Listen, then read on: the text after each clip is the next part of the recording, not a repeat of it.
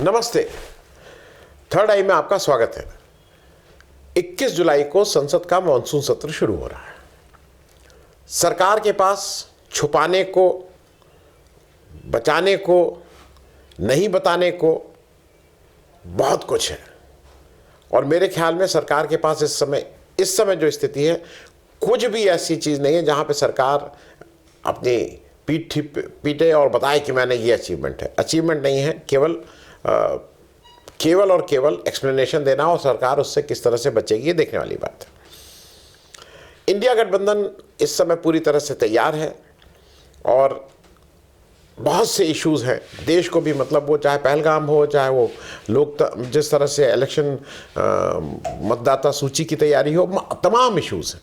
विदेश नीति हो, चीन के साथ हो, अमेरिका आपको धमका रहा है, सारी बातों पे सरकार से प्रश्न तो पूछे ही जाएंगे। लेकिन एक दो डेवलपमेंट ऐसे हुए जो मुझे लगा कि इंडिया गठबंधन के बारे में आज हम लोगों को बात कर लेनी चाहिए। क्यों, कहाँ और कैसे खड़ा है। वो इसलिए आवश्यक है कि पेपर में जो लोग नैरेटिव सेट करते हैं, खास करके इलेक्ट्रॉनिक मीडिया और प्रिंट मीडिया में, वो एक तरह से अब न्यूज़ चलाने लगे कि इंडिया गठबंधन का मतलब कुछ नहीं। और आज ही आपने एक खबर देखी होगी कि कल 19 तारीख को, शनिवार को, इंडिया गठबंधन की शाम को 7 बजे एक वर्चुअल मीटिंग हो रही है। मतलब वर्चुअल मीटिंग मतलब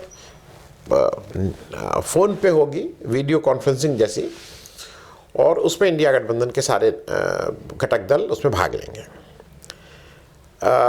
उसमें यह भी खबर बहुत प्रमुखता से छापी गई कि उसमें 2 घटक दल, आम आदमी पार्टी और टीएमसी, ये दोनों घटक दल उसमें भाग नहीं ले रहे हैं। आम आदमी पार्टी ने अपना रुख स्पष्ट कर दिया है।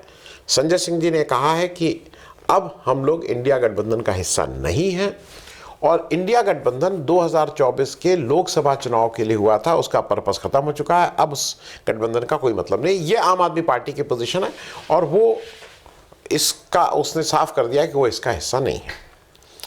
दूसरी तरफ टीएमसी ने ये कहा है कि 21 तारीख को उनकी पार्टी का एक बड़ा कार्यक्रम बंगाल में है, तो इसलिए वो उस कार्यक्रम में व्यस्त रहेंगे और 19 तारीख को उसी के तैयारी, उसमें वो इस मीटिंग में हिस्सा नहीं ले रहे हैं। लेकिन जैसा लोगों की एनालिसिस है और जैसा सूत्र बताते हैं, एक नया टर्म है, सूत्र नया नहीं, बहुत पुराना टर्म है, सूत्र बताते हैं। मुख्य बात यह है कि अगले साल वेस्ट बंगाल में, पश्चिम बंगाल में विधानसभा के चुनाव हैं। विधानसभा के चुनाव में टीएमसी अपने को नहीं चाहती है कि वो कांग्रेस या लेफ्ट के साथ बहुत साथ साथ दिखाई दे, क्योंकि वहाँ पे वो अकेले चुनाव लड़ना चाहती है और उसको लगता है कि अगर वो लेफ्ट और कांग्रेस के साथ दिखाई देगी तो उसके जो वोट हैं वो इन लोगों में बढ़ सकते हैं। तो वो एक अपनी पोजीशन ली हुई है और वो लेफ्ट और कांग्रेस के साथ नहीं दिखाई दे रही है। और एज ए स्ट्रैटेजी, जो तृणमूल कांग्रेस से नाराज वोट है या एंटी इनकम्बेंसी वोट जिसको कहते हैं, वो आज की तारीख में टेक्निकली 2 जगह जा रहा है। एक बीजेपी में जा रहा है और एक लेफ्ट कांग्रेस का जो गठबंधन है उसमें जा रहा है। तो वो भी, मतलब जो एक ममता बनर्जी को या टीएमसी को एक एडवांटेज है कि उनसे जो खिलाफ मत है वो 2 जगह चला जा रहा है। तो अगर वो इधर आ जाएगा तो फिर वो एक ही जगह बीजेपी के पास चला जाएगा और उसके वोट की दृष्टि से वो उसके लिए ठीक नहीं रहेगा। अब जरा ये भी आपको मैं थोड़ा ग्राउंड पे इसलिए बता दूं कि ये कहना आ रहे वो गया खत्म हो गया इंडिया गठबंधन और इत्यादि इत्यादि। ग्राउंड पे क्या रियलिटी है उस पर आने से पहले थोड़ा एक बार आपको जरा, जिसको कहते हैं ना, इतिहास में लेते चलते हैं। इंडिया गठबंधन, इंडिया अलायंस, जिसका नाम Indian national development inclusive alliance था, ये नीतीश जी की देन है। ये भी एक अजीब सी चीज़ है। नीतीश जी आज बिहार में जो इंडिया अलायंस को कैसे हराया जाए इसमें अपना समय बिता रहे हैं और इसको लीड करेंगे बिहार में वो अपने इंडिया अलायंस को। नीतीश जी ने 9 अगस्त 2022 में एनडीए छोड़ के वो इंडिया अलायंस में आए। मतलब उस समय इंडिया अलायंस बना नहीं था, ऑपोजिशन में आए, महागठबंधन में सरकार बनाई और जो पहली अनौपचारिक आप कह सकते हैं रैली हुई। वो रैली हरियाणा के फतेहाबाद में 25 सितंबर 2022 में हुई थी, जिसको होस्ट कर रहे थे INLD के ओम प्रकाश चौटाला, और उनके पिताजी स्वर्गीय चौधरी देवीलाल जी के जन्मदिन के उपलक्ष्य में वो रैली थी। नीतीश जी वहाँ उस रैली में गए और उस रैली में जाके उन्होंने एक आह्वान किया सारी विपक्षी पार्टियों से, कांग्रेस से भी, कि हम सब लोगों को एक जगह आना चाहिए। अगर हम सब एक जगह आ जाएंगे तो हम बीजेपी को हरा देंगे। ये मैं सिर्फ इसलिए याद दिला दे रहा हूं कि यहां से मामला शुरू हुआ था।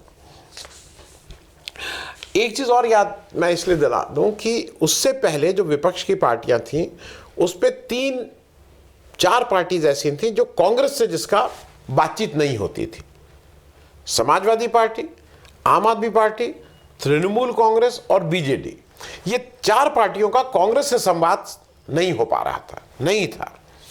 और इसमें कोई दो राय नहीं है कि नीतीश कुमार जी जब आए, और बाकी जैसे आरजेडी या डीएमके या इन सब से तो वो था, लेकिन इन 4 पार्टी से बातचीत नहीं थी। और एक वो केसी राव की जो पार्टी थी, ये 4-5 पार्टियां थीं जो अपना एक अलग चलती थी। बीजेडी इसमें पार्ट नहीं था, लेकिन उनसे भी कोई संपर्क किसी का नहीं होता था। नीतीश जी ने सबसे बात करनी शुरू की। नीतीश जी ने अखिलेश यादव जी से अलग से बात की, ममता बनर्जी जी से बात की, अरविंद केजरीवाल से बात की, नवीन पटनायक से बात की, चंद्रशेखर जी से बात की। उन्होंने तेलंगाना में जाके केसीआर से बात की। सब उन लोगों से बात की जिनका कांग्रेस से बातचीत नहीं हो रही थी। सबको तैयार किया। बीजेडी नवीन बाबू इसके लिए तैयार नहीं हुए, लेकिन बाकी लोग तैयार हुए और इंडिया गठबंधन बना। और इंडिया गठबंधन की पहली औपचारिक बैठक 23 जून 2023 में पटना में नीतीश कुमार जी ने उसको होस्ट किया। वो चीफ मिनिस्टर थे और वहाँ पे 16 पार्टीज आई थी, 16 दलों ने वहाँ शिरकत की। फिर उसके बाद जो दूसरा था वो 17-18 जुलाई को बेंगलोर में हुआ, जिसको कांग्रेस ने होस्ट किया। तीसरी मुंबई में हुई 31 अगस्त, 1 सितंबर को, जिसको शिवसेना ने होस्ट किया। चौथी नई दिल्ली में हुई 19 दिसंबर को, 5वीं बैठक हुई। और उसके बाद नीतीश कुमार जी लेफ्ट इंडिया गठबंधन और उन्होंने एनडीए ज्वाइन कर लिया। वो सब हिस्ट्री आपको पता है। ये मैं सिर्फ इसलिए बता रहा हूं कि आज क्या स्थिति है इंडिया गठबंधन की, वो भी जरा समझ लीजिए। आज की स्थिति में जब हम ये रिकॉर्ड करें, इंडिया गठबंधन में 36 पार्टीज हैं। There are 36 partners in India गठबंधन। उसके 8 चीफ मिनिस्टर हैं। वो उमर अब्दुल्ला से लेके ममता बनर्जी जी को लेके ये केरल, ये सब उनके 8 चीफ मिनिस्टर हैं। लोकसभा में 543 सीट में इंडिया गठबंधन की 238 सीटें हैं, 238। कोई मामूली नहीं है, मतलब ये नहीं है कि इनको आप इग्नोर कर दीजिए। हाफ वे मार्क 272 होता है। अगर हाफ वे मार्क की बात करें तो उससे 34 पीछे, 238 सीटें इनकी। राज्यसभा में बिल्कुल पिछड़े हुए हैं, क्योंकि राज्यसभा में पूरी तरह से सरकारी बंदोबस्त रहता है। 245 में 87 सीटें। मैं एक और आंकड़ा देके एक दूसरी बात पे आऊंगा जो इंपॉर्टेंट है। विधानसभा में कुल सीटें आज भारत में 4036 हैं। उस 4036 सीटों में इंडिया गठबंधन के पास 1658 सीटें हैं। 40% से ऊपर सीटें इंडिया गठबंधन के पास हैं। तो ये कोई सोचे ना कि इंडिया गठबंधन चला गया, उसका कोई मतलब नहीं है। नहीं है, मतलब है, और ज़्यादा मतलब है। लोकसभा में, और एक चीज़ और, लोकसभा 2024 के इलेक्शन में इंडिया गठबंधन को 40.6% वोट मिले थे, करीब 26 करोड़ 77 लाख। ये मैं सिर्फ इसलिए बता दे रहा हूँ कि एक 40% प्लस वोट पाने वाला इंडिया गठबंधन अभी जीवित है। उसको राइट ऑफ जो बीजेपी को लगता है ना, बीजेपी अरे खत्म अब बीजेपी, ऐसा नहीं है। और अब आ जाइए आज इंडिया, वो एक इंपॉर्टेंट, एक इंटरेस्टिंग चीज़ है। कुछ जैसे कभी कभी होता है ना, जो नियति है वो कहाँ से कहाँ शुरू करती है। इंडिया गठबंधन की जो पहली ज्वाइंट रैली थी, ये सब तो मीटिंग होती थी, नेताजी लोग आए, नेताजी लोग मिले, इसका नाम क्या होगा, इसका झंडा क्या होगा, इसका डंडा क्या होगा, इसका क्या सीएमपी हो।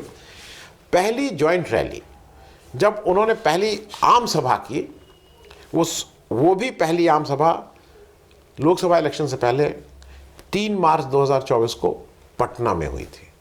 ये इंपॉर्टेंट इसलिए है कि आज वही पटना इंडिया गठबंधन के लिए मेरे हिसाब से एक बड़ी चुनौती के रूप में आया है, क्योंकि 2024 का इलेक्शन और के इलेक्शन में इंडिया गठबंधन के सामने एक बड़ी चुनौती है, और वहाँ पे इसको महागठबंधन बोलते हैं।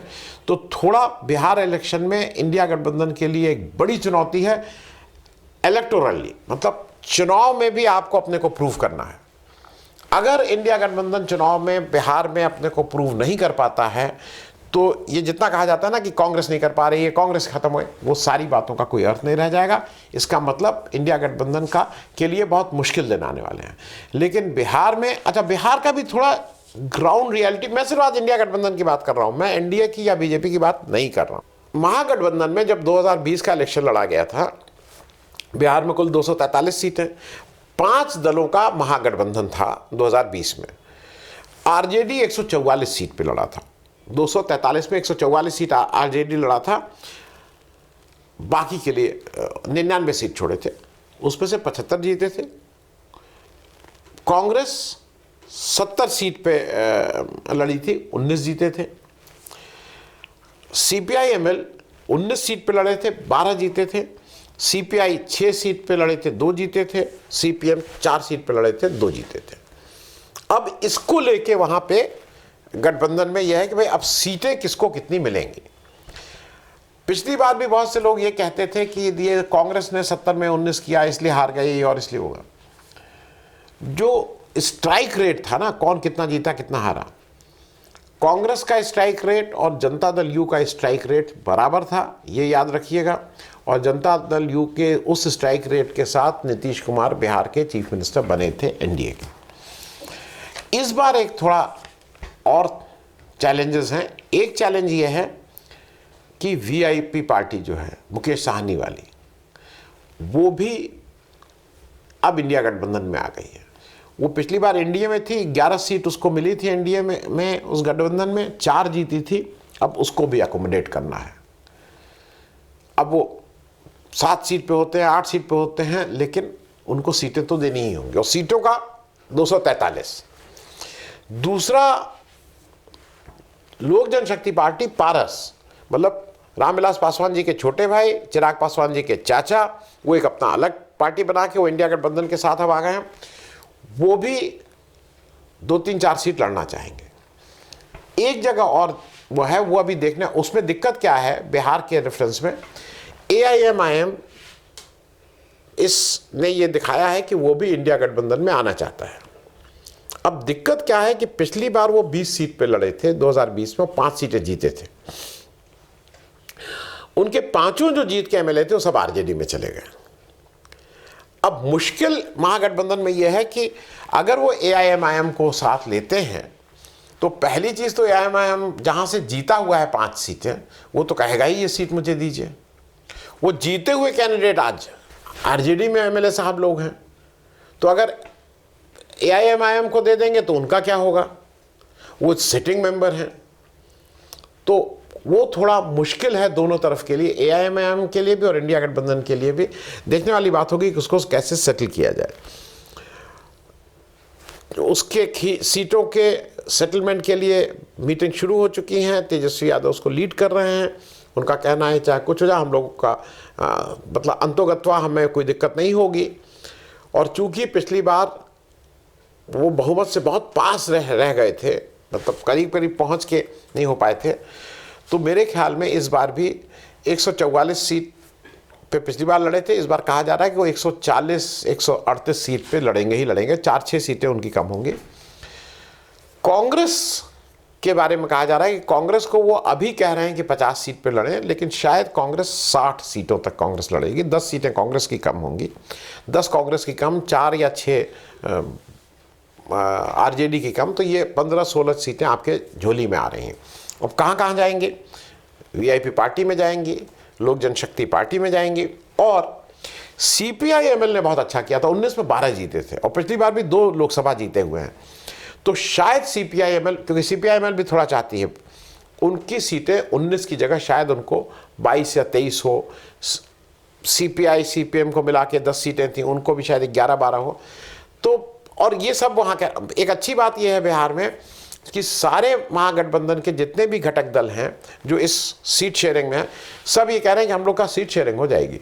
उसको लेके कोई ये नहीं कि सीट शेयरिंग है, बातचीत हो रही है कौन सीट कहाँ लड़े, गिव एंड टेक तो होता ही है किसी उसमें।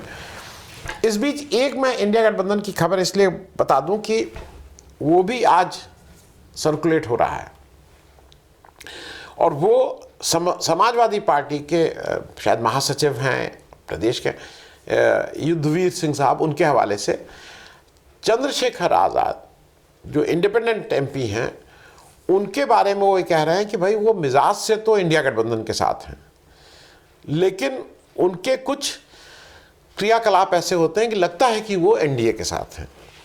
तो उनको भी उत्तर प्रदेश का, क्योंकि 2027 में चुनाव है, अभी 1-1.5-2 साल है, इंडिया गठबंधन चाहेगी कि किसी भी स्टेज पे चंद्रशेखर जी इंडिया गठबंधन में आ जाएं। वो देखने वाली बात होगी, आज की तारीख में वो नहीं है। लेकिन जो लोकसभा का ये है, अच्छा एक डेवलपमेंट 2000 लोकसभा चुनाव और अभी में एक हुआ है, जो मेरा असेसमेंट है, आप लोग भी इसमें अपना असेसमेंट कीजिए। 2024 चुनाव से पहले राहुल गांधी जहां खड़े थे, मतलब लीडरशिप के रोल में इंडिया गठबंधन के, मुझे लगता है उससे आज बहुत आगे जाके अब वो एक बड़े और उनका वो और ग्रो किए हैं, क्योंकि आज वो ये प्रूव हो गया है कि वो एक जिताऊ लीडर हैं, उनके नाम पे वोट मिलते हैं, ईमानदार हैं, नो नॉनसेंस हैं, लोगों के बीच जाते हैं। और उनका जब सीधे कंपैरिजन होता है मोदी जी से, तो राहुल गांधी को छोड़ के अभी फिलहाल इंडिया गठबंधन में कोई और व्यक्ति ऐसा नहीं दिखाई देता है जो मतलब Narendra Modi versus who India गठबंधन, तो वो राहुल गांधी आते हैं, वो एक एडवांटेज है। और एक चीज़ और याद रखिएगा, बीजेपी चाहे जो भी हल्ला मचाए, लेकिन लोकसभा में कांग्रेस की आज भी 99 सीटें हैं। तो 99 सीट वाली पार्टी को आप ये नहीं कह सकते हैं कि उसका कोई वजूद नहीं है। इस सेशन में मतलब देखना यह है कि एम्पायर भी एक तरफ है, सरकार भी एक तरफ है, बीजेपी के अपने लोग हैं ही, उसमें इंडिया गठबंधन अपनी बात को कितनी मजबूती से कह पाता है, सरकार के से कितने प्रश्न पूछ पाता है, सरकार जवाब तो नहीं देगी ये तो पहले ही से पता है, सरकार को कितना घेर पाता है ये भी पता लगेगा। फिलहाल मुझे नहीं लगता है कि इंडिया गठबंधन में कोई ऐसा कहीं कमज़ोरी आई है, बल्कि लोगों का जिस तरह से गुस्सा बढ़ा है, लोगों का जिस तरह से ये विश्वास बढ़ता जा रहा है कि धीरे धीरे ये सरकार संविधान बदलना चाहती है, इन सब मुद्दों पे इंडिया गठबंधन आज बेटर फुटिंग में है as compare to 2024 Lok Sabha election. Thanks so much, धन्यवाद।